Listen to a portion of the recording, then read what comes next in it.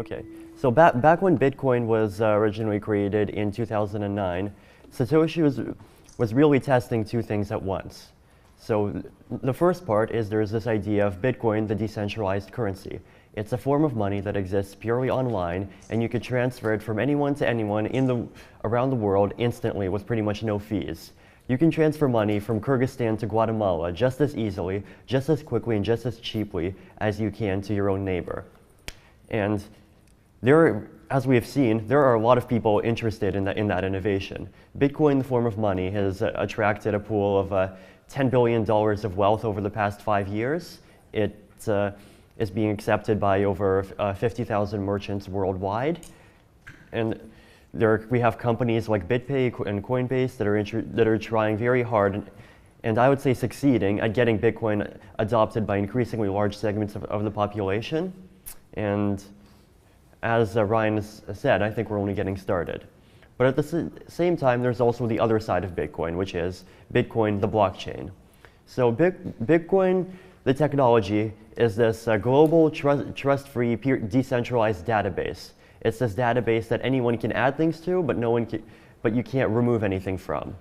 And it just so happens that currency is the first app. Now, these two technologies, by necessity, have to be married together. Because in order to have the decentralized database, you need to have security. In order to have security, you need to have incentives, and you need to have a currency. So really, Satoshi had to take these two concepts, which are really quite different, and test them both at the same time. Now, the second side of Bitcoin, the Bitcoin blockchain, is something that I think has been seeing a bit less attention maybe in the first few years, but interest is also picking up. So here are some of the first applications of Bitcoin, not as a form of money, but Bitcoin as a form of distributed consensus. So first one is Namecoin. Namecoin is essentially a distributed DNS system. For those who do not know what a DNS system is, when you go to google.com, how does your computer know which server to talk to? So the answer is that there exists this system which maps the name google.com to the server's IP address. So your computer actually first queries this domain name system, and it asks, hey, what server is google.com? And the server answers, and that's how you're able to talk to Google's server without having to memorize everyone's IP address. Second part, escrow transactions. So a lot of people here, I'm sure, have heard of the concept of multi-sig. So the idea here is that you send money to, say, three people at once in such a way that you need 2 of those people to unlock the funds. So what are some practical applications of that? One practical application might be, say, consumer protection.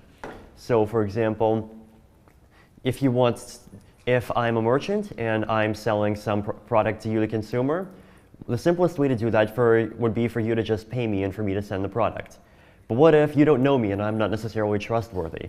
So then what you would do is we would both agree on an arbitrator, and you would send the money to a 2 of 3 multi-sig between yourself, myself, and the arbitrator. I would send the product, and then at some point, normally, you would confirm that you received the product, and the 2 of us together would release the funds. Now, if one of us disappears or one of us turns out to be dishonest, then the arbitrator can step in and work with the other person to recover the funds.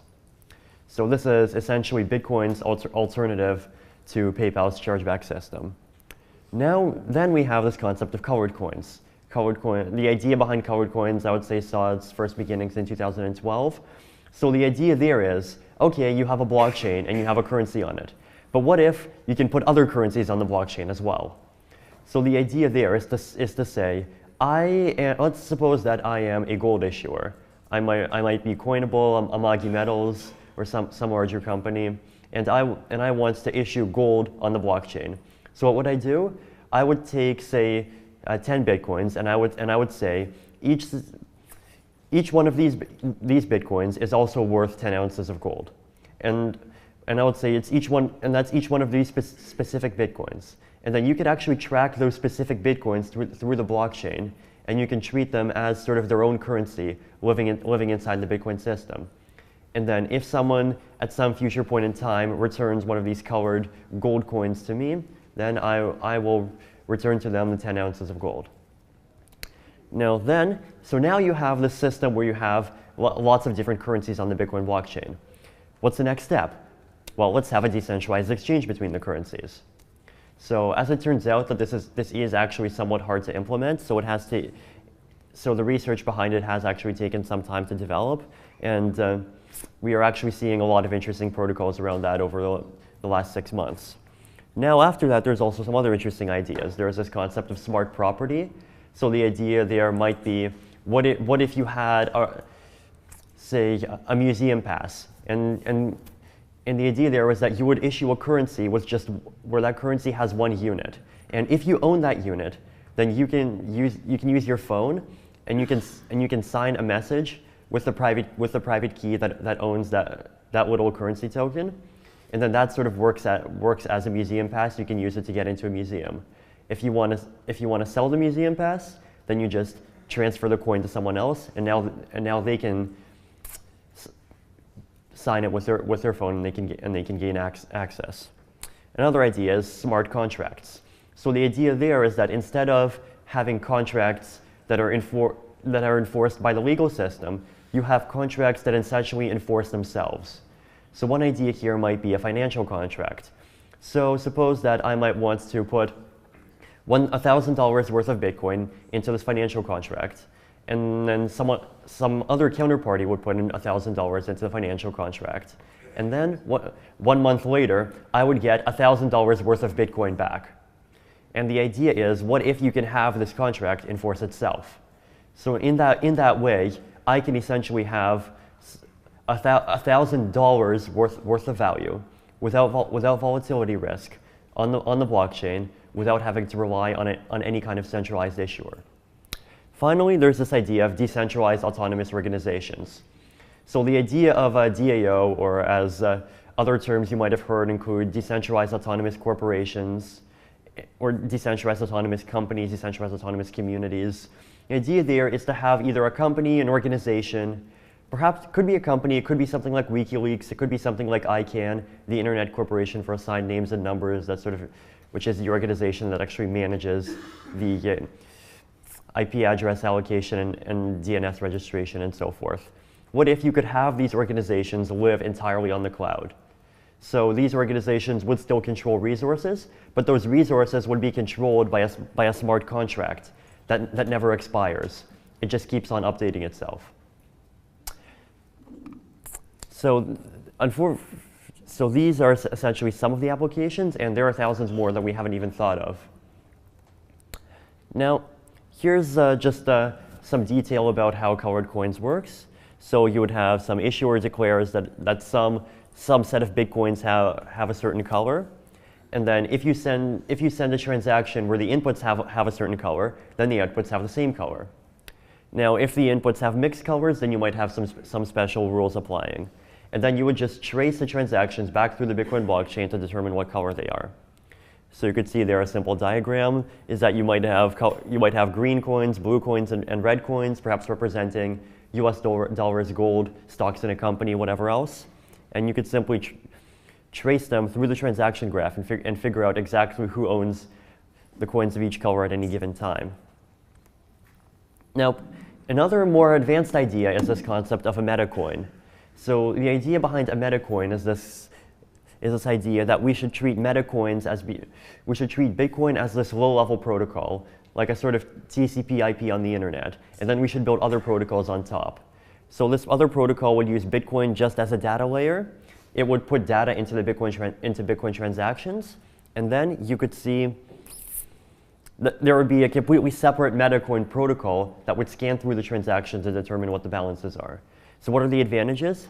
Theoretically, pretty much no limits. You could have decentralized exchange, you could have savings accounts, you could have advanced smart contracts, you could have peer-to-peer Satoshi dice. Theoretically, there's pretty much no limits to what can be done with this kind of paradigm. However, the problem is that there are a lot of people think that you can just implement all this stuff on top of Bitcoin. But in reality, there are actually serious scalability issues to doing so. And as I'll explain, these scalability issues are actually the reason why people have been so frustrated trying to implement this stuff. Like, Colored Coins project has been working hard for the last 18 months, and they've been trying to come up with extremely clever color transfer rules and to try and make things more efficient. But so the fundamental issue here is this concept of simplified payment verification. So in Bitcoin, as it turns out, you do not need to download the entire blockchain to have a secure Bitcoin client. You can just look for specific transactions. And now Bitcoin has this mechanism called a Merkle tree that you can use, where you can prove that a certain transaction exists in the Bitcoin blockchain, but only download a small part of the data of the entire data set. So the idea there is that nobody can actually forge any part of the Merkle tree, because the differences sort of keep on cascading upwards, and eventually there's some kind of inconsistency. Problem is, however, if you try now with Bitcoin, simplified payment verification is nice and easy. Lots of Bitcoin clients use it. It's great. With Colored Coins, it's actually hard, because you have to trace every single transaction all the way back through the blockchain, and you might need to do hundreds or thousands of simplified payment verification requests. With metacoins, it's pretty much impossible. Every node has to process everything. So here is where Ethereum comes in. So what we've said with Ethereum is that, yes, this idea that we should have HTTP on top of TCP/IP is wonderful. That's the way the internet protocol works. That's the way every other protocol works. That's the way cryptocurrency protocols should work. But Bitcoin fundamentally was never designed to be a TCP/IP. Bitcoin was more designed to be an SMTP. SMTP being the protocol for email. It's a protocol that is very good at one particular task. Bitcoin is very good for transferring money, but it was not designed as a foundational layer for any kind of protocols to be built on top. So Ethereum is therefore its own blockchain. So Ethereum borrows from Ripple this concept that we should separate the state from the transaction list. So you do not need to download every single transaction that ever happened in order to determine what the current state is. And here's the fundamental part. It has its own built-in programming language. So the idea there is that if you look at a lot of the recent innovation in some of these so-called next-generation coins, what some of them have been saying is, okay, we want people to be able to do decentralized exchange on the blockchain. Here's a transaction type for decentralized exchange. We want people to be able to do peer-to-peer gambling. There's a transaction type for that. We want people to be able to have savings wallets. There's a transaction type for that. We want people to be able to do escrow. There's a transaction type for that. So that is fundamentally the wrong way to go about doing things. Just imagine if your computer actually had 30 hardware modules. It would have a hardware module for Solitaire, a hardware module for Internet Explorer, a hardware module for Chrome, a hardware module for Photoshop. That's not the way we do things. You know, back in the 1930s, Alan Turing came up with this concept of Turing-complete programming languages, where instead of specializing for each individual application, you come up with a programming language. And then that programming language is so powerful that you can build any application on top that can conceivably be built. This is the reason why computers are so powerful today. This is the reason why web browsers are so powerful today. After we came out with JavaScript around 2000, you know, the internet just blew up. The inventors of JavaScript never intended for somebody to write Gmail on top of JavaScript, or for somebody to write Facebook on top of JavaScript, or for somebody to write Bitcoin wallets on top of JavaScript. But JavaScript, this programming language of the internet browser, was a foundation for innovation. And that's why 13 years later, we are still innovating today. And that's what I hope to bring to the world of cryptocurrency. So what is a contract? So Ethereum, instead of having lots of features, tries to be simple. It says, Ethereum, we do not have features. We have just the programming language. So everything that you want to implement through Ethereum, you would have to implement as a contract. So a contract is like this automated agent that lives inside the blockchain, and it has a certain amount of, and it has some scripting code built in, and it can store ether, it can store currency units, and you activate a contract by sending a transaction to it. So the idea is that you can send money into contracts, and you can send messages to contracts in order to make them carry out certain computations, or perhaps to authorize withdrawals, or to make votes in a decentralized organization, or even to make transfers in an internal currency. So out of this one building block, this one single Lego brick of cryptocurrency, you can make pretty much anything. So Ethereum script is a language. This is the current scripting language that we have. Is a language that's somewhat similar to Bitcoin script, but it's also more powerful. So we have a stack, we have some operations, we have. But the differences with Bitcoin is that we have memory entries, and also we have this concept of storage. So this is the other fundamental limitation of Bitcoin scripting language. Bitcoin scripting language is binary. A transaction is either spent or it's not spent. That is fundamentally extremely limiting, because you cannot have, if you look at something like a decentralized organization or a financial contract of any kind of complexity, you cannot reduce it to this concept of, is this expired or is this not expired? So here we have contracts can have pretty much an unlimited number of states. So you could have a contract be at stage 1, at stage 2, at stage 3. You could have a contract store an entire balance sheet. So, right. So now, how about we'll talk about a few examples of what you can do with Ethereum that perhaps might be difficult to do with Bitcoin. First of all, Namecoin. So here is Namecoin in 5 lines of code. So what is so this Namecoin? This is a $60 million cryptocurrency. You can implement the most basic version of Namecoin in 5 lines of code. So this is the contract. So the idea here is that basically it's using contract storage. So the transaction needs to have 2 data inputs. The first data input is what name you want to register, and the second one is what you want to register it with. So that second thing might be an address. It might be might be a public key. So then, if it's already registered, then you do nothing. Otherwise, you register it, and that's all it is. So here's the other interesting thing about Ethereum is that we can work together with protocols that are not just financial. So for example, and there's this idea of BitMessage. BitMessage is this purely peer-to-peer, open source, decentralized replacement for email. But one of the huge problems with BitMessage is its usability aspect. Because in email, you could send to some nice and easy email like Vitalik at Ethereum.org. Now, here with BitMessage, there are no email addresses. There are these long 34-character BitMessage addresses. Nobody's going to remember a BitMessage address. People don't even want to look at BitMessage addresses.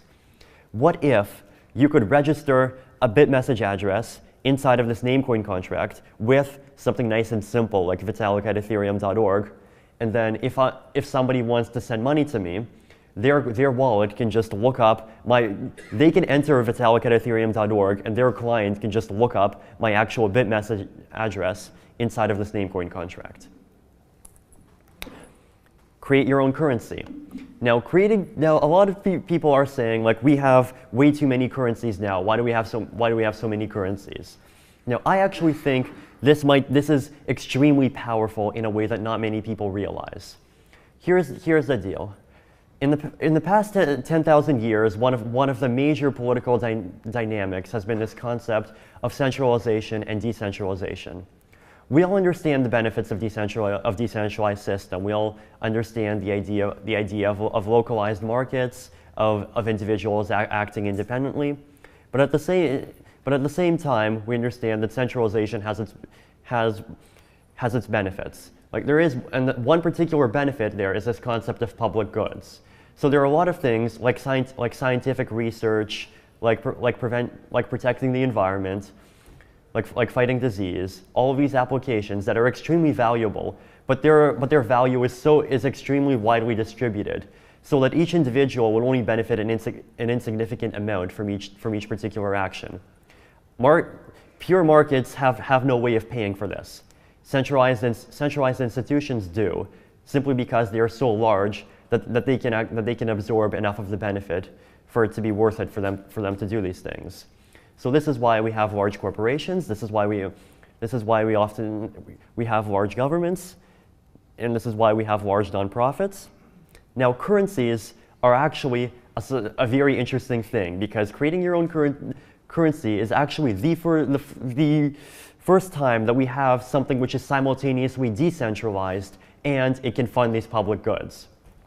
You can have a currency such that 20% of the issuance goes to people who do mathematical research. And then if people want to support mathematical research, they can accept the currency. That doesn't actually cost to them. It's not like they're donating, they're not losing money. But at the same time, the more people accept this currency, the currency just naturally gains value, and people working on math problems just get this extra phantom value out of nowhere. You could have currencies that fund medical research. You could have currencies that try to fund environmental applications.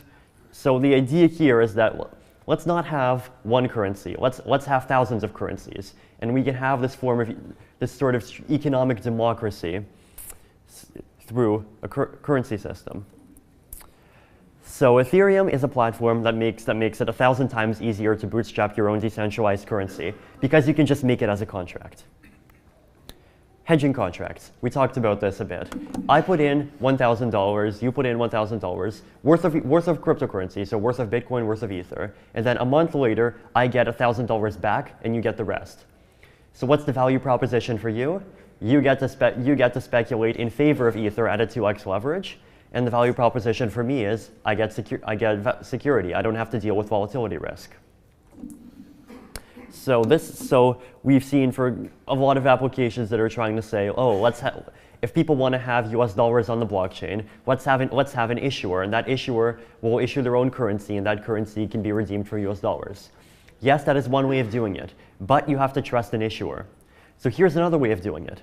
You would have a contract that listens to a Bloomberg price feed of what the value of Ether in US dollars is, and then it automatically gives me back a constant value of Ether, Ethereum's internal currency, but a constant value measured in US dollars.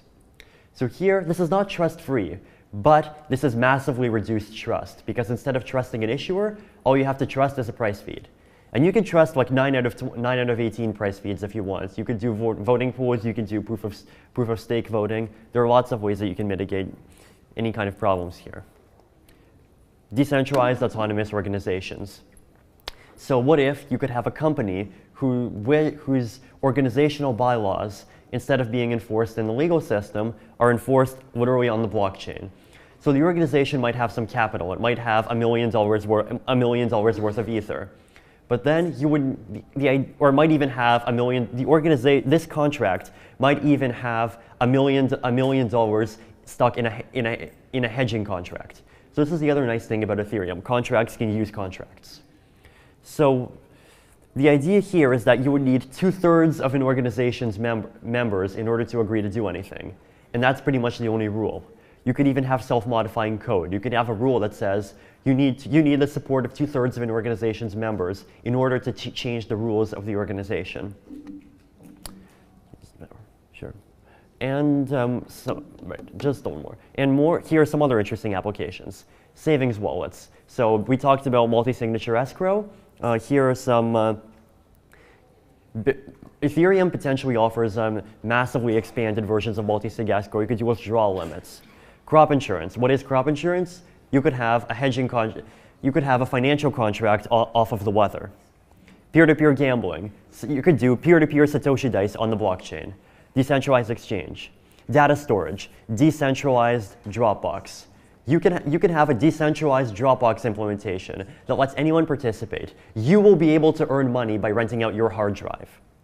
Mesh networking. Reputation systems. You could use you could expand this idea of Namecoin and turn it into an entire reputation system, into an entire decentralized social network. And perhaps, maybe even Skynet.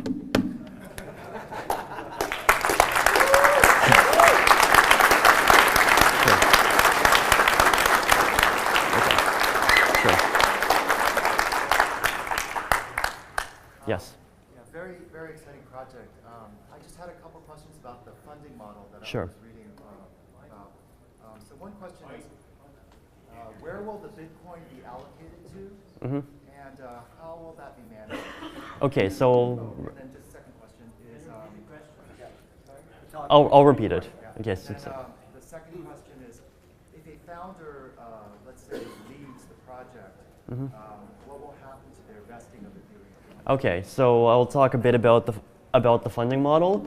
So we will have a fundraiser for 2 months starting February 1st. It will be available at funds.ethereum.org. So the idea is that part of the initial issuance will be 1,000 Ether for 1 Bitcoin, or up to 2,000 Ether for 1 Bitcoin if you get in early to compensate for the increased risk. So the issuance model is that we will fundraise. Suppose that we hand out X Ether through the fundraiser, then there will be about 0.5x will be pre-mined, and then 0.4x after that will be mined per year forever. So it's this hybrid of the Mastercoin and Ripple model and the pure Bitcoin mining model, and even to a slight extent the inflationary model. So the answer is in terms of the portion of the pre-mine that has already been allocated, that is vested for 1 year. So if any of the founders leave the project, then within 1 year, then the other founders have the right during the first year to cancel their allocation. In which case, that will simply be handed back to the Ethereum organization as a long-term reserve. And then, did you have what was the second part of it? The other one was, where is the Bitcoin going to be? Right. So at the start, the Bitcoin is going to be centrally managed. We will have a transparent accounting system. So the Bitcoin will go towards development. It will go toward heavy security research. It will go toward developing applications, toward working with projects like BitMessage, and toward developing things like incubators. So we will have models, and we will release very detailed documents on how we're going to do that over the next few days. And eventually, we hope to turn the Ethereum organization itself into a DAO. Okay. Sure. Okay. Hold on. Yeah. I will be just standing over there outside. So if anyone wants to ask questions, feel free.